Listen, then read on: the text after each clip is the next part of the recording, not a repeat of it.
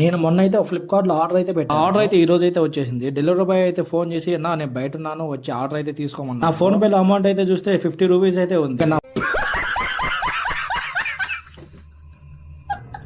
Purse లో అయితే cash అయితే తీసుకొచ్చి అయితే ఇచ్చేసాను. ఇంకా పార్సల్ అయితే ఓపెన్ చేశాను.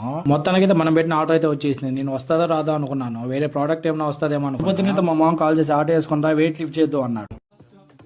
తీస్తా, నాలో ఉన్న క్రియేటివిటీ మొత్తం బయటికి తీస్తా.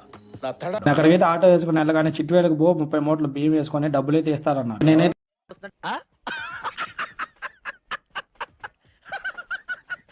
పొద్దున వెయిట్ లిఫ్టింగ్ అయితే సూపర్ గా చేశాను అనమాట.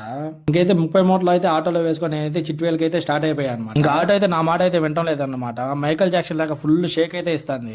అవునా నిజమా అనేటట్టుంది తెలుసు.